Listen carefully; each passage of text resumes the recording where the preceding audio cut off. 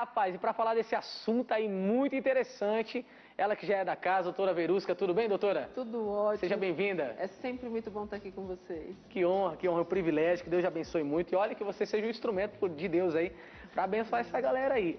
Esse tema eu achei muito interessante, estou com medo. Primeiro, a pessoa já está com medo de terminar o ano sem namorar. O que ela faz? Primeiro, eu acho que ela tem que arrancar esse medo, né? Exatamente. É impressionante quando se trata do mundo emocional, afetivo, como as pessoas apresentam geralmente um desespero, uma angústia muito forte de ter alguém. As pessoas, elas fantasiam muito. Eu preciso passar o Natal namorando alguém. O Ano Novo, levar para minha família alguém. Então, parece que é um vazio que eles precisam preencher pelo menos para as épocas festivas. Que coisa! E os jovens se queixam muito disso nessa época agora de final de ano, caminhando aí para as festas logo de final de ano. Por mais que tenha o isolamento, por mais que nós sabemos que muitas coisas estão diferentes, nós sabemos que esse momento é um momento sensível, é um momento de reflexão de um ano, é um momento onde as pessoas pensam tudo o que aconteceu.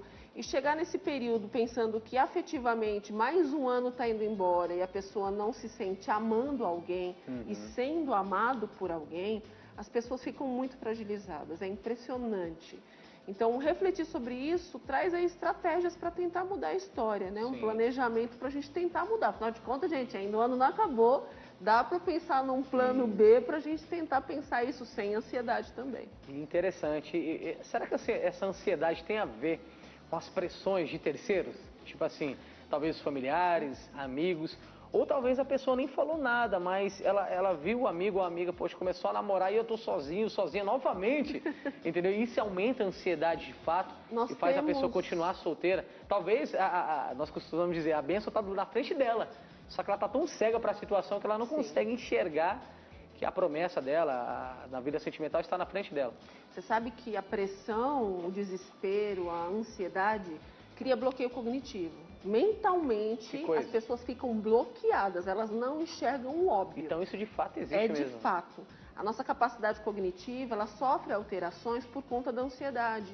E por conta disso, você pode ter um bloqueio completo. Às vezes a solução está do seu lado e você não enxerga. Né? E quanto às pressões, nós temos 3 tipos de pressões. Nós temos a pressão dos jovens, dos amigos, nunca namorou, e vira piada porque aquele que nunca namorou não está namorando. Então sempre tem esse primeiro passo de pressão que é muito forte. O jovem está querendo se relacionar e muitas vezes essa pressão não ajuda nem um pouco. Nós temos uma segunda forma de pressão que é da própria família.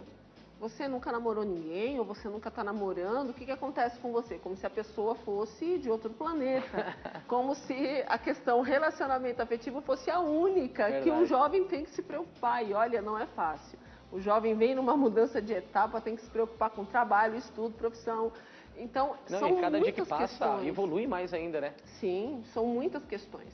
E a terceira é quando esse jovem passa dos 30 sem ter um relacionamento. Vixe, sujou. Aí o negócio complica.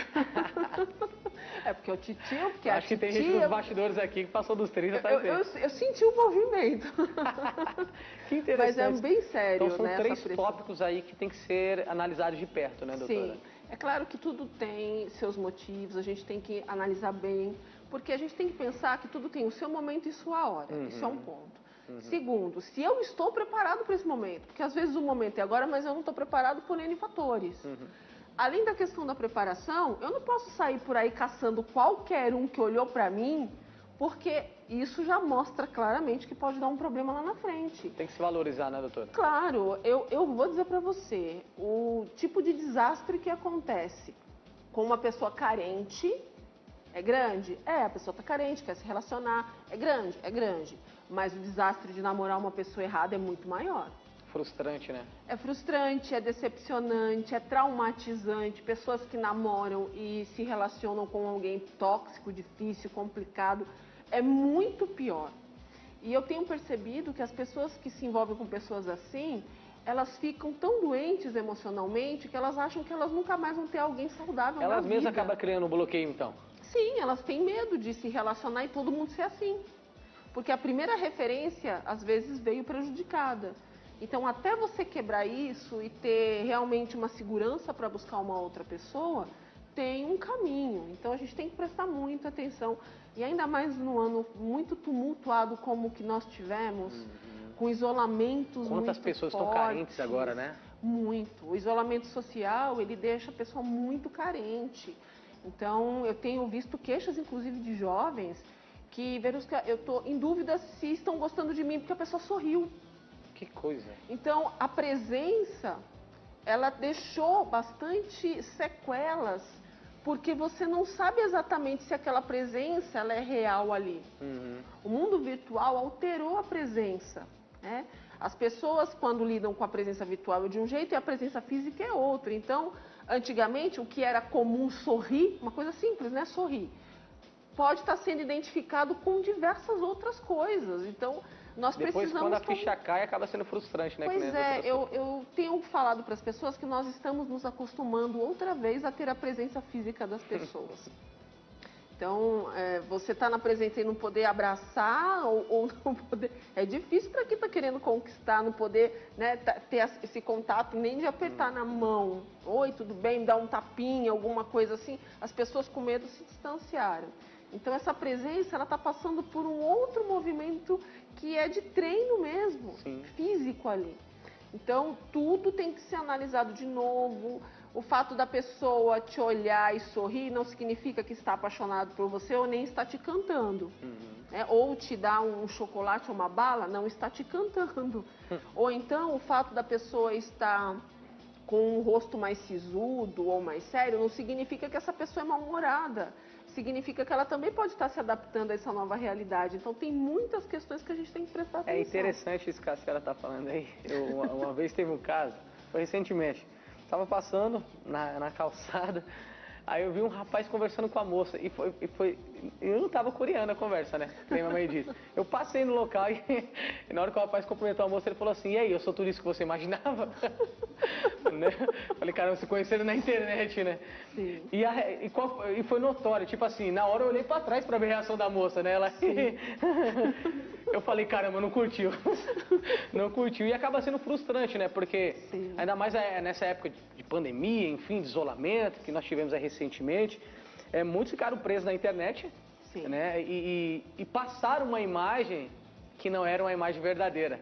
Entendeu? E na hora que tiveram o encontro foi frustrante. Para quem já teve uma decepção no passado, isso pode abrir mais ainda o buraco que está dentro dela? Sim, porque você já vem com uma referência prejudicada. E agora com esse aumento, né, com esse boom de mundo virtual, as pessoas acabaram optando pelo mundo virtual para tentar se aproximar, principalmente as pessoas que estão sozinhas. E por mais que o outro, porque você tem aquele que inventa, diz que tem todas as características que não existem, vive ali um avatar incrível, né? E tem aqueles que se enxergam... Quem diga é os filtros, né? Os filtros do Instagram. E agora é isso, né? E você tem aquele que se enxerga de uma forma distorcida. Então a pessoa está olhando e ela está interpretando o que ela vê. E aquela outra se apresentou da forma como ela se vê. Então, existe um desencontro de como eu vejo alguém ou de como essa pessoa se percebe. Então, tem todo um movimento aí que precisa ser observado. Tem que tomar todo cuidado, né? Professora, doutora, né? Professora. Está sendo uma professora aqui agora, né? Doutora, tem como a pessoa ser feliz sozinho, sem depender de um relacionamento? Não quer dizer que ela vai ficar solteira ou solteiro pelo resto da vida, mas no prezado momento, ela consegue ser feliz sozinha? Olha, eu diria que uma das dicas mais importantes quando se trata de relacionamento emocional, afetivo, a pessoa precisa aprender a ser feliz sozinho primeiro. Nós não conseguimos fazer ninguém feliz se nós não estivermos felizes com nós mesmos. Boa. Nos olharmos de uma forma melhor, mais profunda, entender a nossa própria essência, a nossa própria valorização. Porque se eu ficar achando que é o outro que vai me completar, eu vou sempre estar em déficit. Eu não consigo amar de verdade uma pessoa se eu não me amar primeiro. A própria palavra fala pra gente se amar primeiro. As dicas estão todas lá. A Bíblia é incrível. Estão todas lá. Eu não tenho capacidade de amar se eu não me amar primeiro.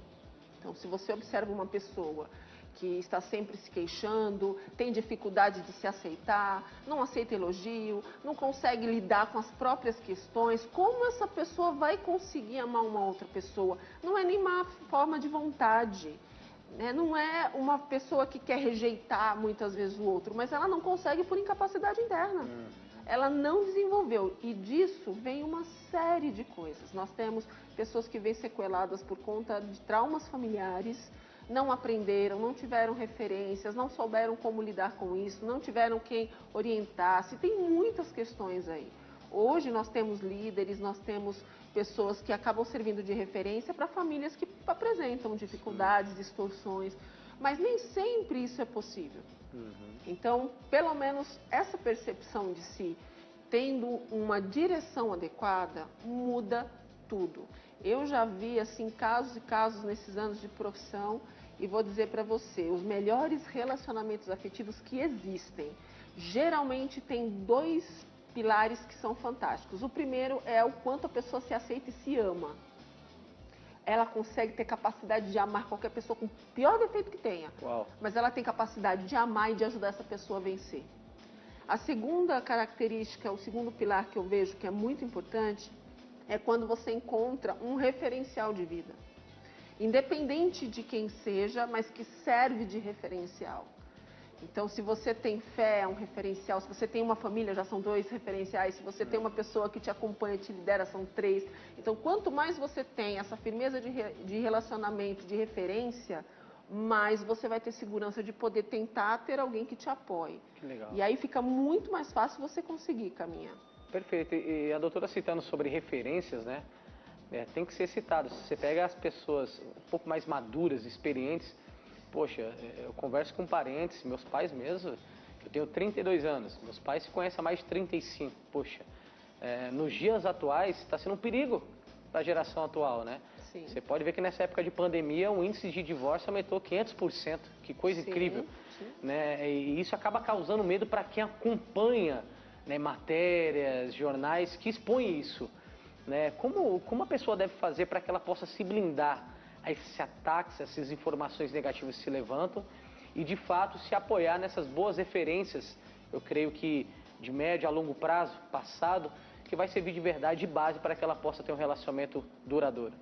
Quanto mais a gente busca as nossas próprias essências e sabe exatamente quais são os valores que nós carregamos, tudo fica mais fácil. Certo. Então, não importa o que aconteça na vida de um ser humano, não importa a área do que aconteça, eu preciso voltar à base.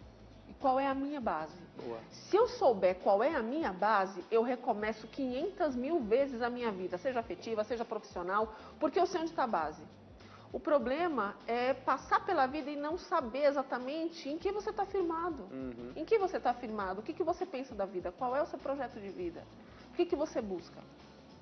Eu penso que com tudo isso que a gente está vivendo, as pessoas tiveram bastante tempo para refletir. Ninguém vai poder dizer que não teve tempo de refletir, de pensar na vida, de planejar a sua vida.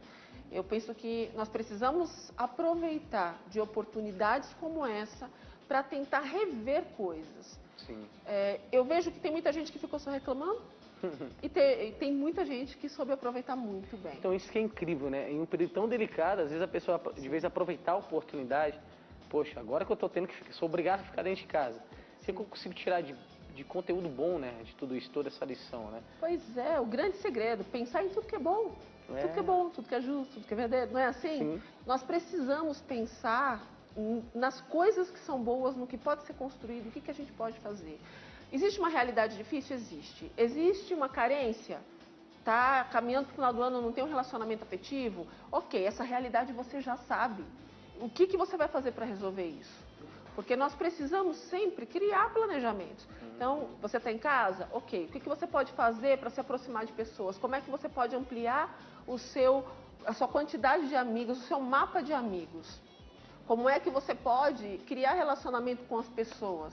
Primeiro, às vezes virtualmente, ok, mas você também tem que trazer para o presencial. Como é que você está se aproximando presencialmente? Mesmo que de forma segura, mesmo que de forma sensata.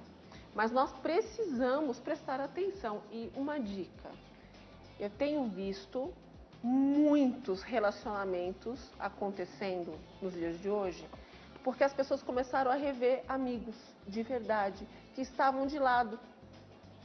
Os melhores relacionamentos vêm das melhores amizades, porque tem raízes de amizades. Nós precisamos criar raízes se a gente quiser realmente desenvolver um vínculo bom afetivo com alguém. O seu relacionamento afetivo precisa, em primeiro lugar, ser seu amigo. Porque se você já acha que é com o inimigo, já complicou desde o início. Verdade. Então, tem muita gente buscando fora, tendo o melhor amigo do lado. Ah, mas é meu melhor amigo. Já não é uma ótima referência? O que desabona o melhor amigo? Então, veja se de repente a pessoa que pode te fazer feliz, assim como você fazer feliz essa pessoa, veja se não está do seu lado. Porque senão você vai passar a vida buscando longe o que Deus colocou do seu lado. Então, eu tenho percebido que nessa época as pessoas começaram a prestar um pouco mais de atenção nisso. Começaram a ficar um pouquinho mais sensíveis, né? Exatamente, porque estava muito ocupada, agenda lotada, muitas atividades, escola, universidade, mais uma série de coisas. As pessoas não estavam prestando atenção nas pessoas que realmente tinham desenvolvido vínculos importantes na vida dessas pessoas. Forte, hein? Que forte. E agora, essa oportunidade que está sendo dada aí pela segunda vez, dessa amizade ser percebida, não pode ser passada por cima, não. Que forte, né? Isso faz até lembrar de um relato, acho que foi o nosso pastor, o pastor Jaime, que contou uma vez, de uma criança, né, que tinha um pai que trabalhava muito. Né? Olha a inteligência, a sabedoria dessa criança. Foi e perguntou ao pai, pai, quanto custa a sua 1 hora de trabalho? Aí vamos dar exemplo que era R$100 a hora. Ó, filho, R$100. Ai, que legal, pai, já tenho R$50. Daqui a pouco eu completo R$100 para ter 1 hora do seu tempo. Olha que coisa interessante, né? Sim. Então são situações simples, atitudes simples que a gente acaba desvalorizando e isso acaba afetando demais. E doutor, até pegando um gancho aqui, são 2 perguntas em uma, né? Nós falamos agora há pouco sobre aquelas referências mais experientes, como os pais mais maduros, que têm anos de relacionamento, casamento, podem ajudar os seus filhos que estão passando por uma batalha nesse momento da sua vida sentimental.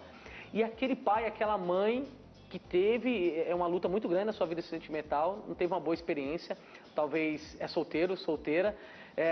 Das 2 formas, eu creio que essa daqui está do lado mais positivo, Sim. porque estão juntos, mas pegando o gancho para essa daqui que está sozinha ou sozinho, como ajudar o filho nessa hora? Olha, tudo tem a sua experiência de vida e traz alguma coisa para o seu futuro, para o seu desenvolvimento. Tudo que a gente passa na vida ensina. De forma negativa ou positiva, nós aprendemos. Certo. Então, os pais, eles têm uma referência de experiência que é muito importante para que os filhos prestem atenção e absorvam isso. Por mais que tudo seja diferente hoje em dia, essa experiência, ela ainda é uma das mais importantes na vida de uma pessoa em desenvolvimento, como um jovem, por exemplo. Então, mesmo aqueles pais que tiveram problemas na vida afetiva e às vezes se sentem até envergonhados de falar para o filho de vida afetiva, se muitas vezes a própria vida afetiva Porque desse pode até pai... ouvir do filho mesmo, né? Pode. Ah, você não é referência Você para não mim? é referência, mas ele aprendeu com a parte ruim da história. Certo. Ele também tem um ensinamento. Por mais que a vida desse pai ou dessa mãe tenha vindo de uma forma difícil, ele vai saber dizer para esse filho qual é o caminho que esse filho não deve pegar, porque ele pegou. Então, ele tem uma experiência de vida que apresenta uma importância muito grande para esse filho. Aquele pai que deu certo, ele tem a referência certa. Então, ele veio pela referência do casamento adequado, daquele casamento tradicional que precisa também acontecer. Então, ele sabe quais são as fórmulas que, no caso deles, aconteceu positivamente. Ok. Então, ele também vai poder usar isso como uma referência para o seu filho. O importante é que essa experiência de vida, ela sirva para que seu filho encontre um caminho. E nós aprendemos de formas positivas ou negativas, mas com elas nós precisamos achar um caminho. Sim. Eu não quero repetir porque eu já sei que é negativo, então eu não vou seguir esse caminho. Exatamente. Vou fugir de relacionamentos complicados, difíceis, tóxicos. Eu sei que ninguém é perfeito, mas você também não precisa buscar uma pessoa complicada para a sua vida. Tem situações que a gente precisa aprender a peneirar também. Já está vendo que a pessoa é complicada. Sim, mas é a bênção que Deus mandou. Cuidado para não colocar a bênção onde não tem. Exatamente. A Bíblia diz que a bênção do Senhor enriquece e não acrescenta dores, né? Você está trazendo dores, sim não, hein? E, doutor, até pegando um gancho, porque o programa, é claro, é para jovens, enfim, mas sempre tem aquele que que acha que tem uma idade um pouquinho já mais avançada. Vamos dar exemplo dos seus 40 para cima. Sim. E ainda é solteiro, mora com o pai, mora com a mãe. Como ajudar uma pessoa dessa, doutora? Ela tá nesse título aqui, ó. Estou com medo de terminar o ano sem namorar. Pelo amor de Deus, me socorre. Como ajudar essa pessoa? E olha, eu tenho visto e tenho recebido muitas mensagens também, visto em atendimento, pessoas com 40, 50 e 60 anos solteiros que acordaram para a vida. Rapaz, que coisa, hein? Sabe o que está acontecendo? Às vezes o tempo, antes disso tudo acontecer, né? O tempo passava tão rápido que as pessoas não se davam conta que elas estavam sobrando ou estavam sozinhas. Sim. Até que naquele momento crucial de alguma coisa que aconteceu na vida, fez com que elas parassem, olhassem de lado e falassem, peraí, eu tô sozinho, sozinha? Será que não está na hora de eu providenciar um relacionamento e viver isso que eu não vivi, porque eu estava preocupado com o trabalho, estava preocupado com outras coisas, com estudo e não vivi? Eu vejo muito pessoas que se dedicam aos estudos, por exemplo, aí começa, não, eu só vou começar a namorar quando estudar. Aí vai e estuda, e quando está acabando a universidade, entra numa pós. Aí entra no mestrado, doutorado, pós-doutorado. E quando acorda, não sabe se relacionar afetivamente. Ficou tão presa nos estudos. Ficou preso, não percebeu que o tempo começou a passar. Então, tem diversas as queixas. O que a gente pode fazer? A primeira coisa é, peraí, eu quero um relacionamento afetivo ou eu estou mentindo para mim dizendo que não quero, mas eu quero? Tá, se eu quero, por que eu não conquistei isso ainda? Onde é que eu estou errando? Porque eu preciso mudar a estratégia. Se eu quero, eu tenho que caminhar. Não adianta dizer que quero e estou correndo para o outro lado. Eu tenho que correr no sentido certo daquilo que eu busco. Então, existe um caminho. Eu preciso construir, primeiro, amizades seguras, com pessoas de relacionamentos afetivos saudáveis. Dentro dessas, por mais que tenham seus defeitos, mas que mentalmente sejam saudáveis, quais as que me chamam a atenção e são desimpedidas de um relacionamento? Porque também não adianta se apaixonar por uma pessoa impedida, gente. Já está dizendo que é catastrófico, não adianta ir por esse caminho. Então, eu preciso fazer escolhas. Escolhe ampliar, escolhe quais são os relacionamentos mais saudáveis. Como eu me aproximo dessa pessoa, como eu olho melhor, como eu tenho uma conversa, uma comunicação mais efetiva, como é que eu expresso melhor o que eu estou sentindo, como é que eu faço com que o outro perceba e sinta o mesmo. Porque às vezes o outro sente o mesmo e não percebe. As pessoas, quando elas se apaixonam, elas levam pelo menos 3 meses para se dar conta que estão apaixonados pelo outro. 3 meses? Não é imediato. Que isso, hein? Leva tempo. Primeiro você gosta da amizade, gosta, quer estar junto, mas você não se toca que você está desenvolvendo ali um sentimento muito maior do que a amizade. E aí quando cai essa ficha, que para alguns levam aí em torno aí até de 3 meses, né, de 2 a 3 meses, mas a média aí geralmente leva 3 meses, aí cai a ficha, a pessoa, peraí, eu acho que eu estou gostando. Aí a pessoa se tranca. Aí ela entra em crise. Caramba, é verdade. Porque ela acha, mas é meu amigo, é minha amiga, e ela entra em crise. Aí ela fica se debatendo em crise até cair a ficha e dizer, não, peraí, eu estou gostando mesmo, eu vou me aproximar melhor. E é dali que a pessoa começa a aceitar e assumir o que está sentindo e fazer com que o outro também perceba o que está sentindo ou que passe a sentir. Então é um caminho a seguir.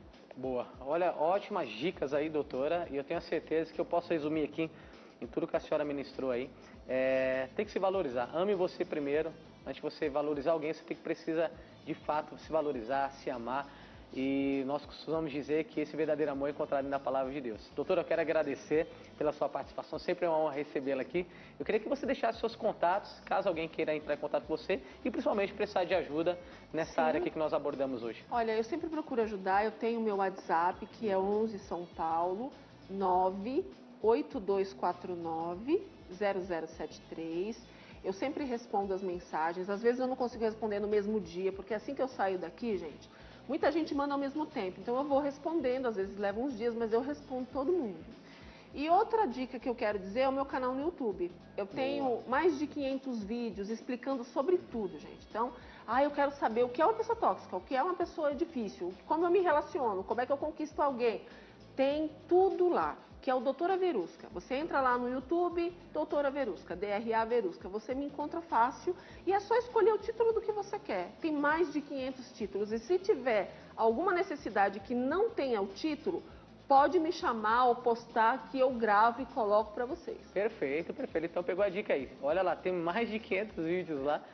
Se faltar alguma coisa, pode cobrar a doutora, que ela vai produzir esse vídeo. Será aí. um prazer. Vai ser um prazer. Doutora, muito obrigado. Até a próxima. Eu que agradeço. Os postos sempre estarão abertos em nome de Jesus. Amém? Eu quero aqui concluir tudo isso que foi abordado. A Bíblia diz sobre tudo que nós devemos guardar. Temos que guardar o nosso coração.